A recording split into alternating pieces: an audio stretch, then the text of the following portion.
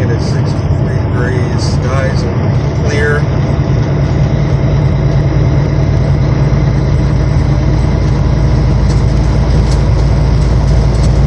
Left Atlanta yesterday afternoon, late in the afternoon, middle of the rush, and made it to Greer, South Carolina. I did find a parking space there. Had a nice dinner at a nearby Cracker Barrel restaurant. It wasn't until 9 p.m., but I eat when I can eat. I'm not on any set schedule. Had a very late lunch yesterday, so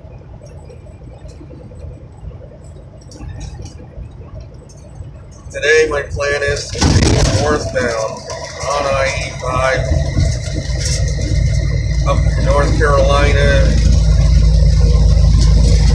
I may take US 29 up to Virginia.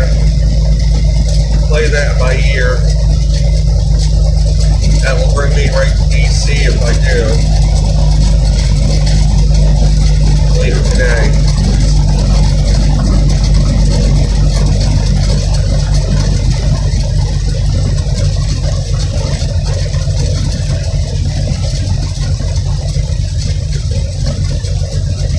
So what is going to be my topic today for discussion? It's going to be what I encountered a lot of in the Atlanta metro area, which is traffic jams. How can we cope with that? Because it is a reality. Anybody that lives in a metro area deals with that on a continual basis. As well as myself as well. I have to frequently travel through areas that have high traffic levels, very congested roads.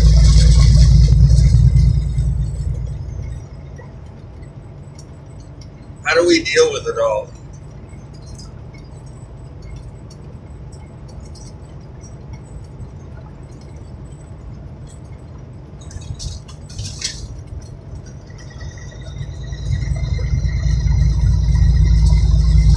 First of all, we have to realize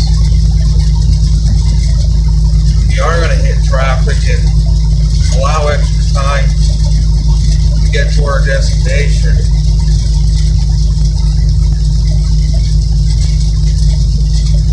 Allow extra time and we won't be late to wherever we're going. Yes, that's a necessity. We also have to change our mentality of having to get somewhere as fast as we possibly can. Like, we're in a race. We want to get to where we're going as fast as possible. And that's the mentality that probably contributes at least some to traffic jams. Because everybody's trying to get down this one area of road as fast as they can, and there's just not enough road to do it with. I notice that a lot in traffic jams. If you watch my videos in a traffic jam, you can actually see that happening before your eyes, where everybody's cramming the road, trying to get somewhere as fast as they can. If everybody let up a little bit, just a little bit, left a little more space, everything would probably move somewhat, at least somewhat better. If you notice, with me, I always leave plenty of space so that people who want to merge can get in front of me. They're not held up. This keeps the lane moving. If we're not letting people merge in front of us, then eventually the lane's going to stop moving, because then somebody's going to have to stop totally and let that person in front of them. another thing, ego is involved. The natural human tendency is to not want to let somebody in front of you, but not allow them to get in front of you. And again, it's all about this wanting to be first mentality all the time.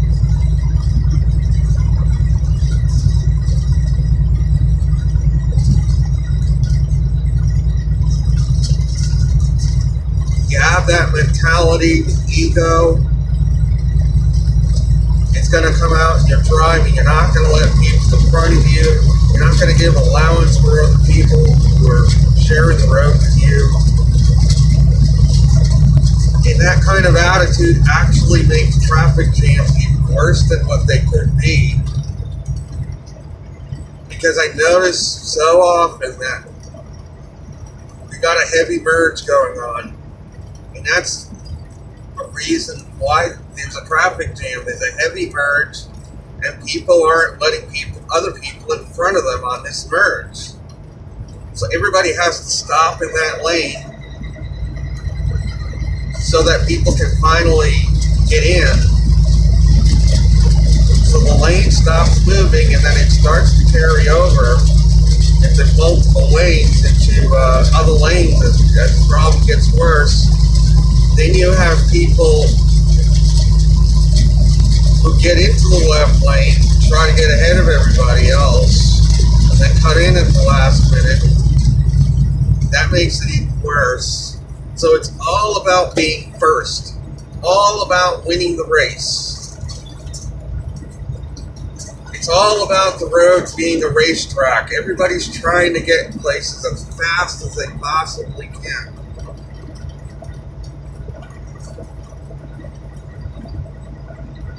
If that mentality changed, probably traffic jams would vastly improve. That's the whole situation. Instead of not moving at all, maybe traffic would move 20, 30 miles an hour instead of not at all. If the attitude, people in general, shifted toward not wanting to get somewhere as fast as they can, but enjoying the journey instead. Enjoying the journey we're taking, whatever it brings us, even if it's a 15-minute drive, enjoying it, not necessarily trying to get to where we're going as fast as we possibly legally can.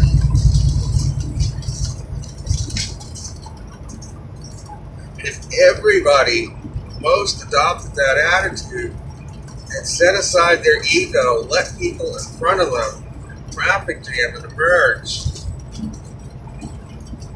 things would very likely move better. I wouldn't say traffic jams would go away completely, but things would very likely move much better on our roadways if that attitude were adopted more.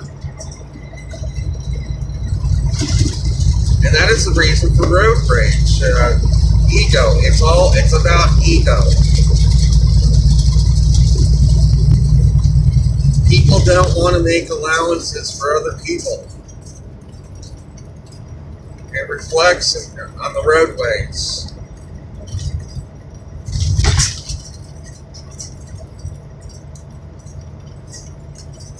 So if you watch my videos, you can see that I do my part when I'm speaking here, that I make an effort to, many times I'll let 10, 20 cars merge in front of me. If you ever watch closely, because that helps with the traffic flow. And yet I'm still moving myself, but I'm letting a lot of people in front of me. I'm not ever coming to a complete stop. Very rarely. So thus, when I do that, the lane behind me continues to move. It doesn't come to a total stop.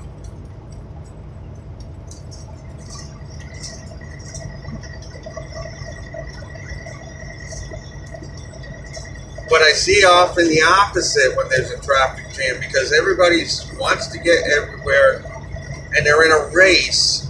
What happens is everybody crowds with each other. They come up on each other's bumper, When, if you do the opposite to what human tendency would want you to do, it's going to leave more space, because a lot of traffic jams are caused by heavy merges. And everybody's crowded bumper to bumper. There's no space. These people can't merge on.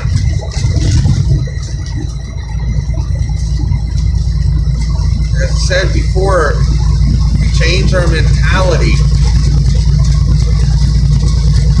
toward doing what we can to help one another out, rather than thinking about ourselves. And we reflect on the roadways that if somebody wants to merge in front of you, you're going to let them. You're not going to crowd them out and make the whole lane have to come to a stop so that they can get in. Because in reality, do any of us own the highways? No, we don't. We share the highways with other people.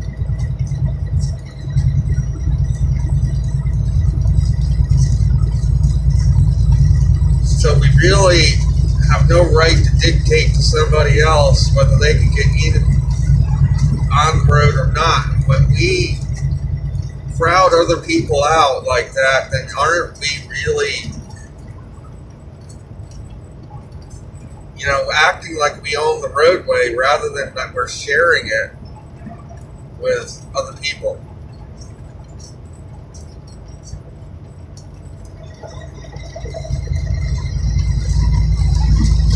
That is my take. The reason why I'm bringing out traffic jams is many people are faced with that issue. Roads are getting more and more congested as time goes on. Metropolitan areas, the roads are becoming more and more congested.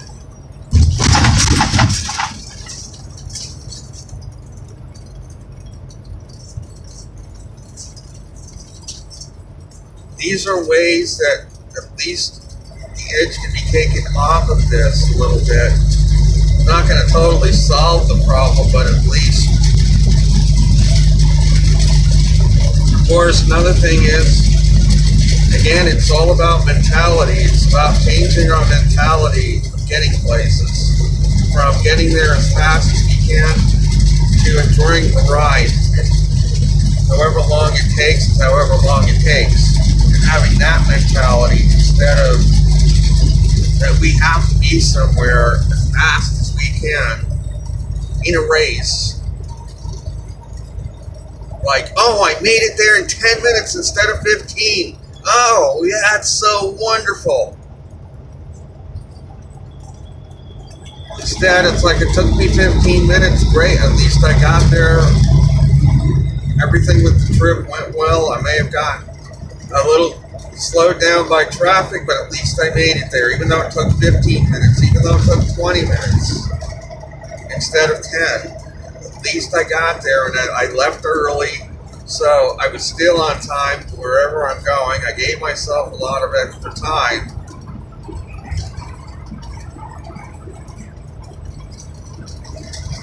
And that ties in with the next thing I'm going to mention that came to my mind.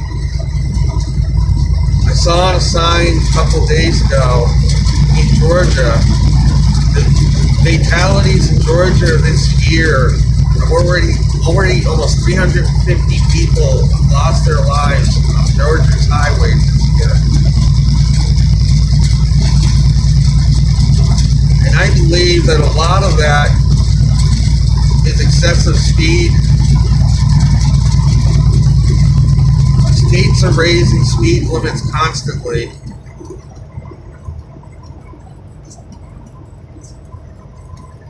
And the roadways are becoming literal racetracks in some places. The speed limit's been raised to 70 miles an hour.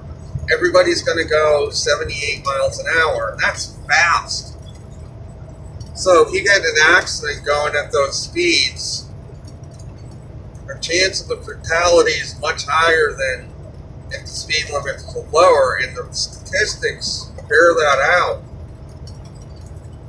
I was doing research recently on fatality per capita statistics in each state. the states with the highest rate per capita were states with higher speed limits. States with the lowest rates per capita were states with lower speed limits, such as New York, California. California still has a 70, but only a 55 for trucks. And I think that's what helps out California.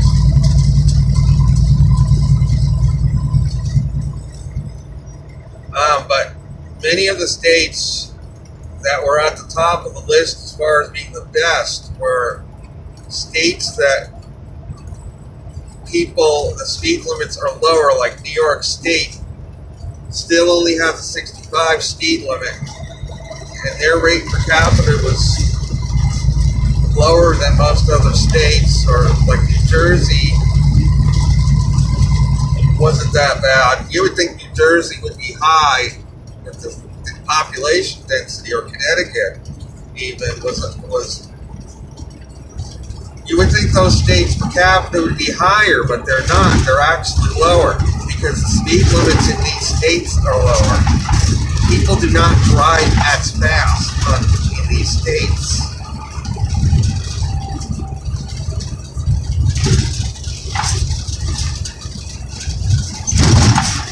Enforcement also plays a role. States are lax, have a 70 speed limit, and they're not enforcing it. People are going 85 on the roads constantly, or even 90, and they're not really enforcing their speed limit much. And their rate is going to be very high. Like Mississippi was way up, was the top of the list. So what I could say about that is probably that state does not do much to enforce their speed limits. Are not really. So people are driving on their roadways that are relatively crowded at 80 plus miles an hour. Going at that speed, anything goes wrong, you're likely going to lose your life in a crash in a car at that speed, much, much more likely than if you're going 55 or 60.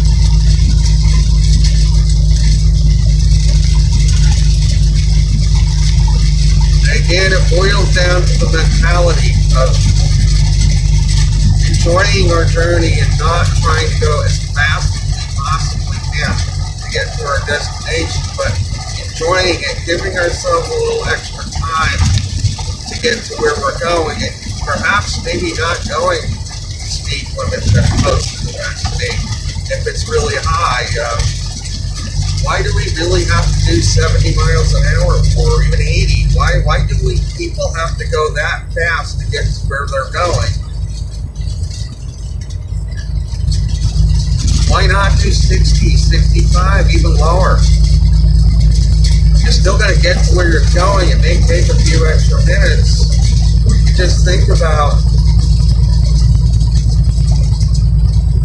it can make the difference between survival and not if anything happens. If something breaks on your vehicle, if something goes wrong, you're only going 60 versus 80.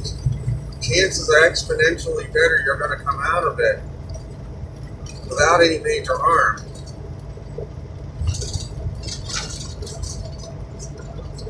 But states continue to raise speed limits.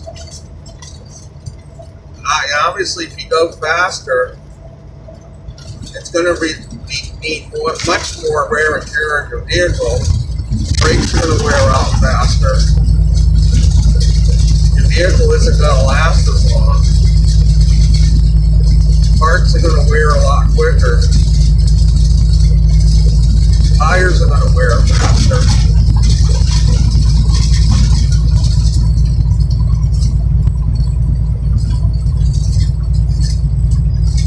And this relates to,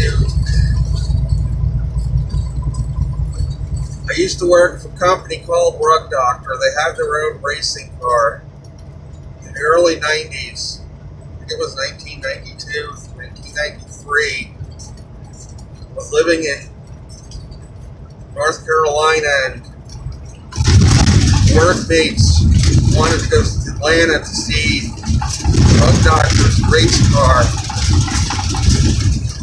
They had what's called a funny car. It went 300 miles per hour, so we went to see that car. a race, drag strip, 300 miles an hour the car went. And when I went back to the pits to see what they had to do to that vehicle after each race, it was just amazing as to they had to basically rebuild the whole motor after every race.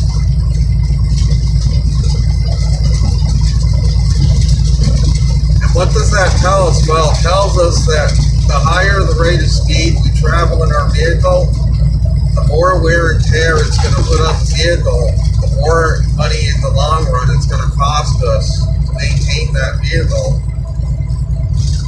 the more fuel that vehicle is going to use. You're not going to get as good of a miles per gallon out of that vehicle if you're traveling at 80 miles an hour every day versus like 55, 60, or 65. Usually 55 is better than. And that's the reason why in the past they enacted the nationwide 55 limit. It's for conservation.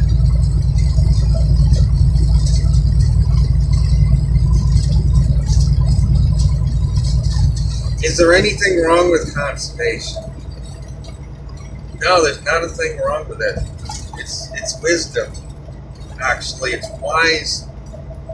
It's making wise use of our possessions, of our resources when we conserve.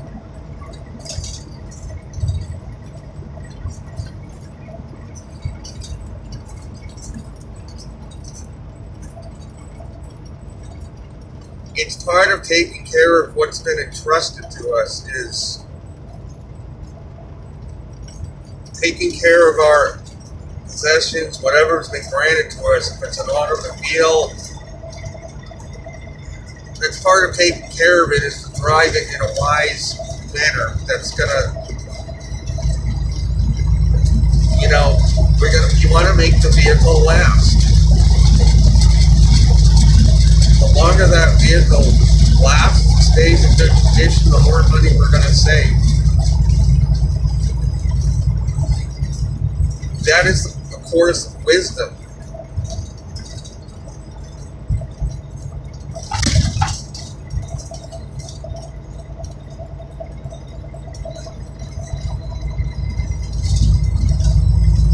There's a lot more wear and tear in a vehicle driven at 80 miles an hour versus being driven at 55 or 60.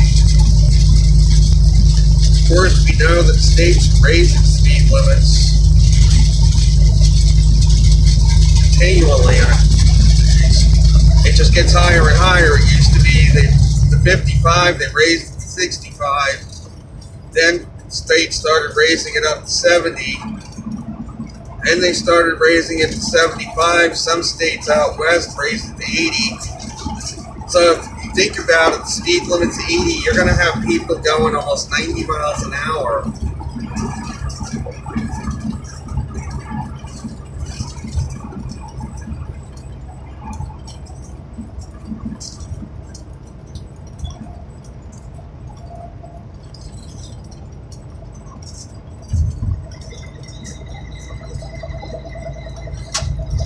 I know recently, my own research found out, for example, that now Iowa, along I-80, which is already a very congested road, they want to raise the speed limit from 70 to 75, and I'm contemplating not using that road anymore. 75 is way too fast for that road. It's very congested. A lot of trucks travel it. A lot of people use it, and they're thinking about raising it to 75 miles an hour. The fatalities in that state are going to go up if that happens.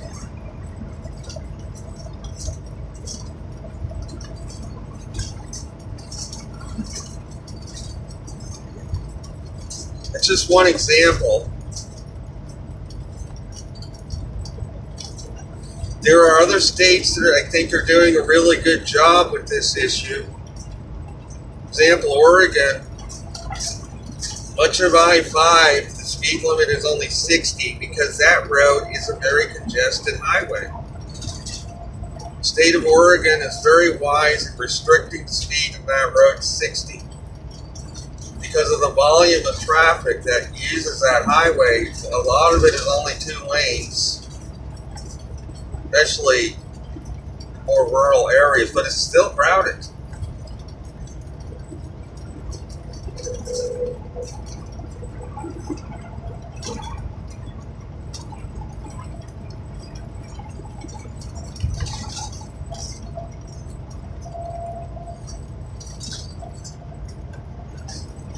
The state that I think is really bad for speed limits is Texas, where they have it at 75 even in more crowded areas, which is crazy.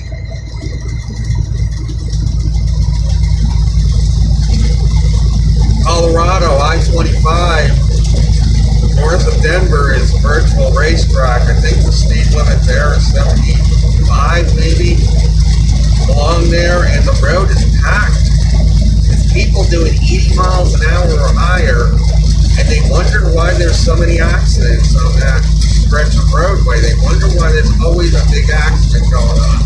That's the reason. We need to cut the speed limit on that road down to 60 with the volume that traffic that road has. And this is just my personal opinion. I know a lot won't agree with lowering speed limits in certain areas. It's all, again, as I stated earlier, it's about mentality. It's about the mentality of being in a race to get to where we're going, that we want to get there as fast as we can. We want to beat what the cruise control says. If the cruise control says we're going to get there in 3 hours, we want to get there in 2.5. We feel it was a huge accomplishment if we beat that cruise control. We want to beat it. Why? Why do we want to beat the cruise control? Why do we want to be in a race to get somewhere? What is the point? I think that mentality causes a lot of accidents.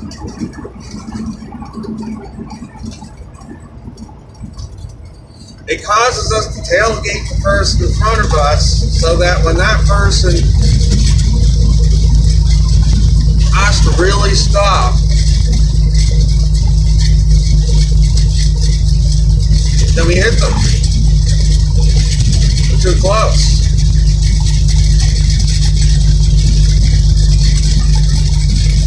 You look at this truck right now to the right of me. Look at how close he is to the car in front of him. If that car were to slow down suddenly, he'd be toast.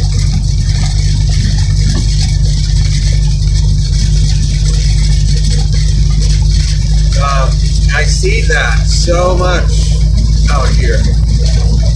And I'm in the left lane because they require trucks to be in the left lane in this construction zone.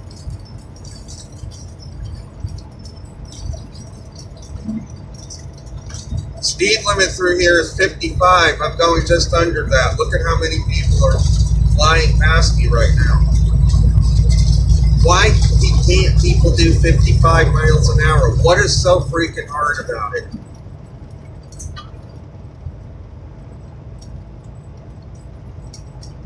Right now, I am doing exactly 55 miles an hour, and there are people still passing me like crazy.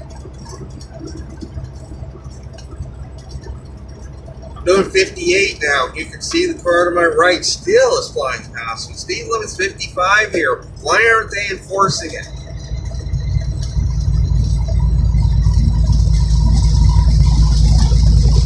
So again, I don't mean to sound this way, and I know that. Again, it's about changing mentality. You're really not going to get there that much later if you go 55 versus 80. It may save you a little, but it's not going to be as much as you think. In 2011, I bought a moped, 50cc, that went 40 miles per hour tops, and I used that to communicate, or what's the word, commute back and forth to town to work I got 100 miles per gallon. I usually drove it to town at 30 miles per hour. I never full throttled it.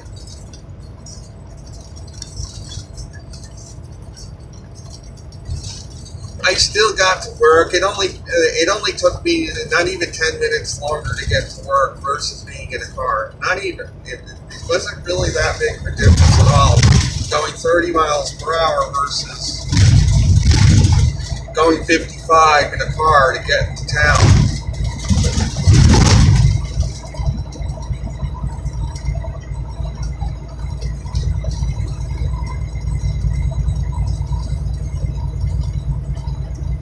And again, it all comes down to the mentality of giving yourself a little bit of extra time to get places and not trying to be in a race all the time to get everywhere.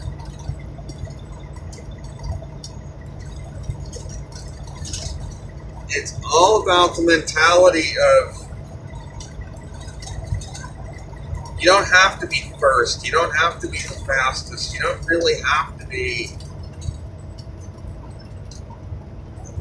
win the race all the time.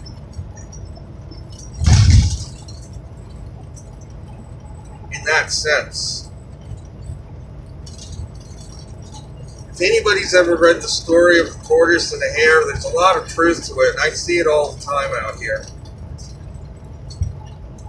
Of people that are going 80 miles an hour, and you see them pass you like 3, 4, 5 times in the course of the day. Because when you're going that fast, you're going to wear yourself out a lot quicker. It's a lot harder to maneuver the vehicle. Mentally, you're going to wear yourself out. You're going to have to stop a lot more frequently to rest. I've seen that so many times out here, even cars, where cars will whiz by me, and then hours later I'll see that car whiz by me again. Same exact car, same exact license plate.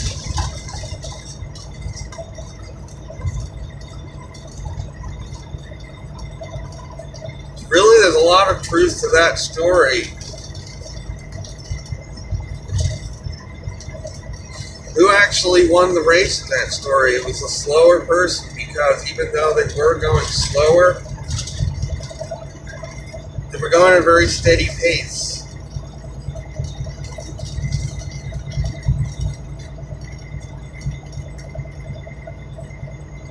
So, yeah, that's some tips on how to cope with the roads, increasing fatalities out there due to accidents, how to reduce the risk for ourselves. Again, it all starts with the mind. It all starts with the attitude that we have internally.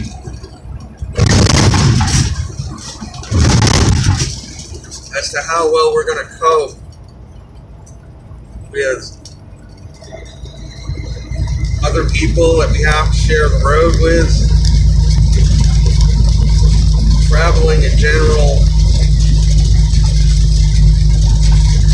If you watch my videos, you see that I very rarely ever have to jam on my brakes for anybody else. It all starts with mentality. See me almost never tailgating anybody.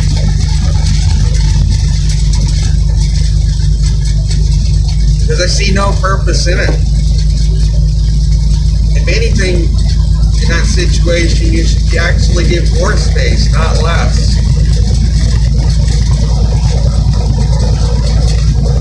When you're tempted to tailgate somebody, you should actually do the opposite. Actually leave more space in front of you when you're tempted to tailgate somebody.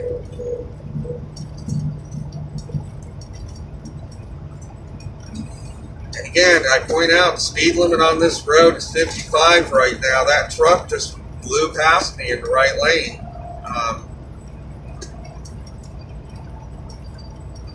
Now look at this in front of me now with this vehicle. This truck is going into this lane, drifting into this lane. This is what stuff goes on every day that I observe, where there's a risk of people are driving in a way that's risking an accident.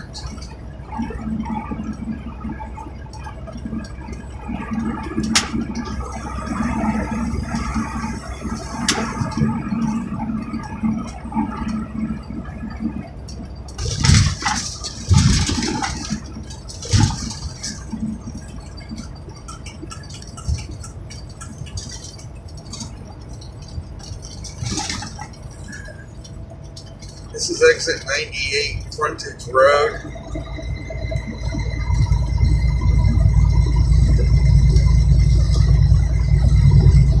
We are on I-85 North, South Carolina. Final destination, Portland, Maine.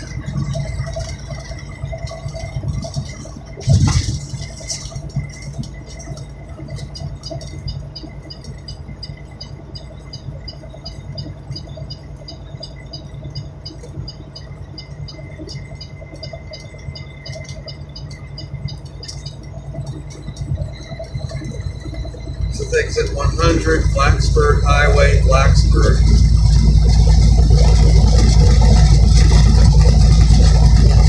I'm going to try to keep this going into North Carolina.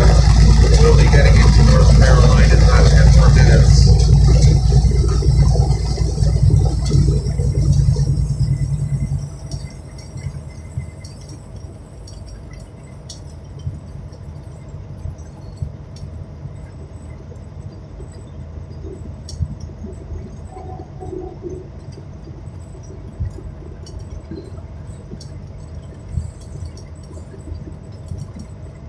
So getting back into what I was talking about, does driving in traffic have to be stressful? Well, we make it stressful on ourselves. More than anything, we make it stressful.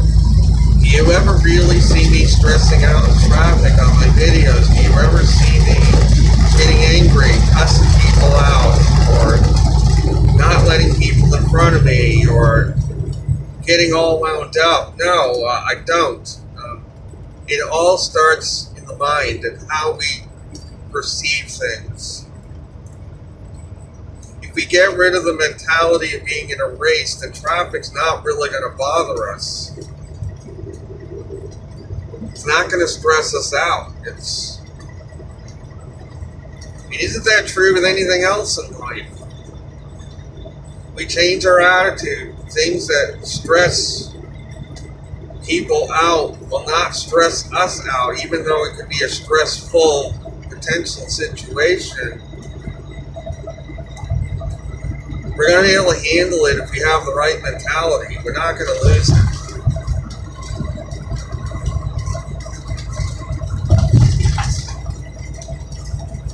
So, the same situation, what could cause one to have road rage, cuss other people out,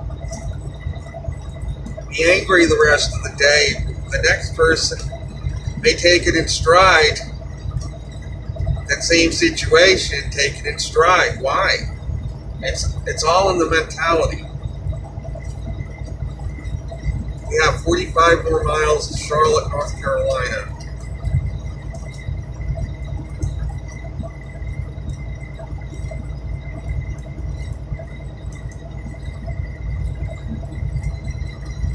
Exit 102, South Carolina Route 5, South Carolina 198 for Blacksburg and Rock Hill.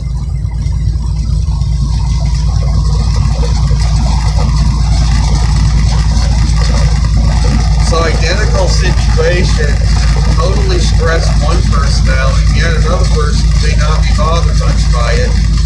It's in the mental attitude that we have for things. Contributes a lot to whether we're going to be totally stressed out about something or we're just going to take it in stride. It could be the same exact situation that totally stresses out one person, and yet the next person over that same situation not going to be bothered much by it. It's about being triggered. If we eliminate triggers, work on them, eliminating them, and things aren't going to tip us off anymore as much. Life is going to become much easier for us in that respect. If we're getting triggered every 2 seconds by something, we're going to have a pretty miserable life.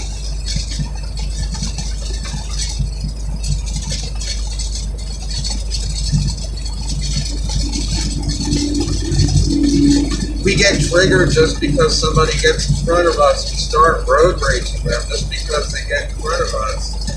Man, we're going to have a miserable time getting from point A to point B if that's how we approach things. And that's true of life in general. People make it miserable for themselves in many cases. Just by the mentality they have, by the attitude, they actually make it miserable for themselves.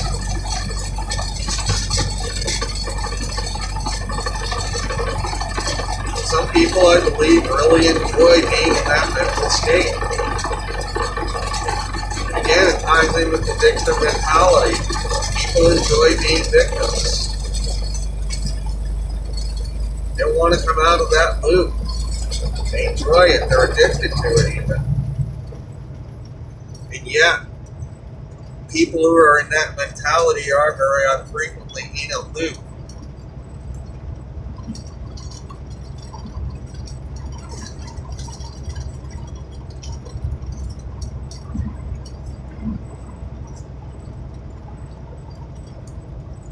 This is exit 104, a tribal road.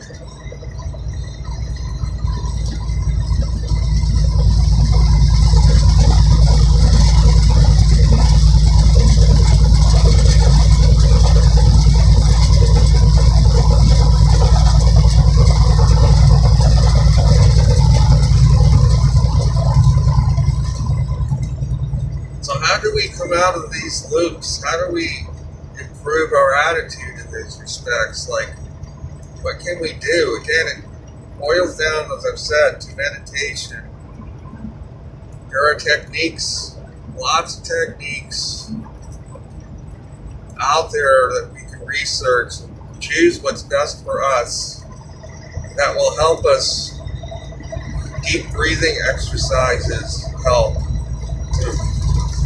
for stress. There are many other things, many other methods out there. We have to do what we're most comfortable with. But first of all, we have to have a desire to come out of that to begin with.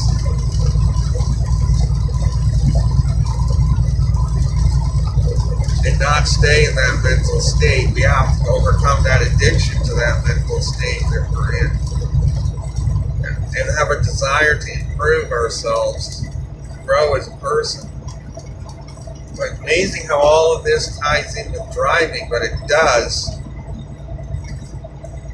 That sign in Georgia that I saw with nearly 350 fatalities already this year, and it's only April, really is an eye-opener.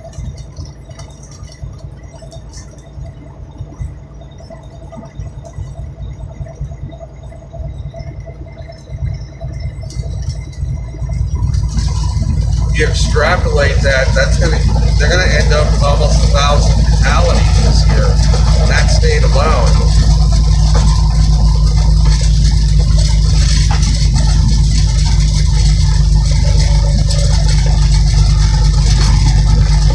So that is what prompted me to want to get into that discussion this morning.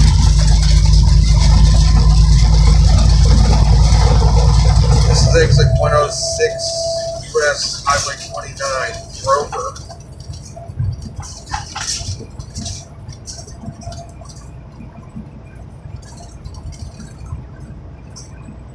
There's a Wendy's and a Dairy Queen off this exit, as well as a Pilot Travel Center in Exxon.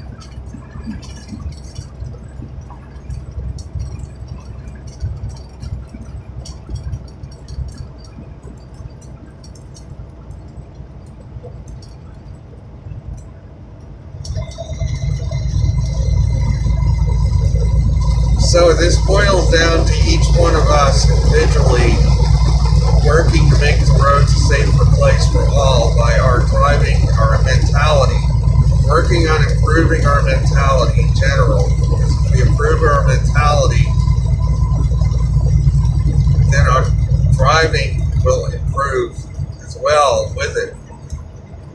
We will become a more courteous driver. We will not road rage anybody else. We will be more, again, it boils down to loving our fellow man. We will treat others with love and respect, even on the roads that we share with others. We will treat the other people sharing the roads with us with love and respect, rather than road raging them if they do something we don't really like. There it is. Welcome to North Carolina. We're now in North Carolina.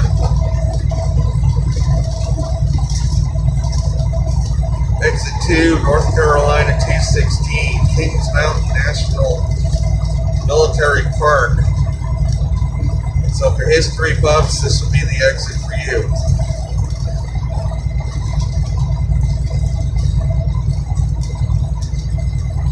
We have 9 more miles to Kings Mountain and 16 more miles to Gastonia.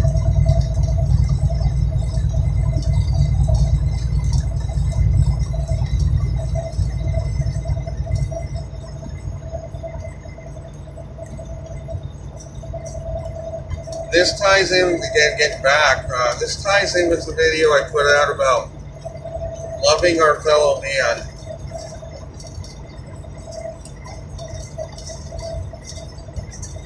Loving our fellow man carries out into the roadways too, as to how we treat one another on the nation's highways, or worldwide, not just here.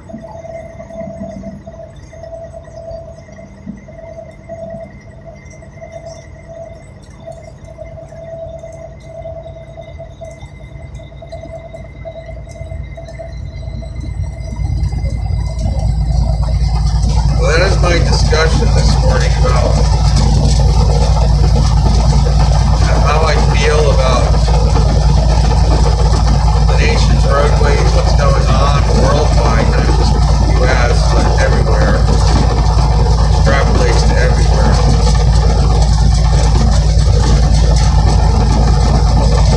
We do spend much of our life in a car driving where we have to go. Most people do spend a good part of their life commuting to work or traveling one place to another by automobile. And yes, we all do have to share a roadway with one another. None of us has a monopoly on the road that we can dictate to others how to drive or how not to drive.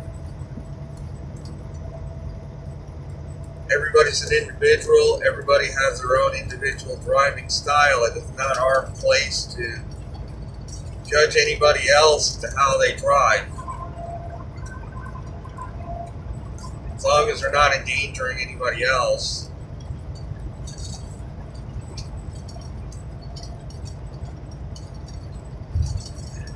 And the speed limits that are set are there for a reason, but I feel that in many cases my feeling is, I feel that in some areas they're too high for the volume of traffic that travels on some of the roads.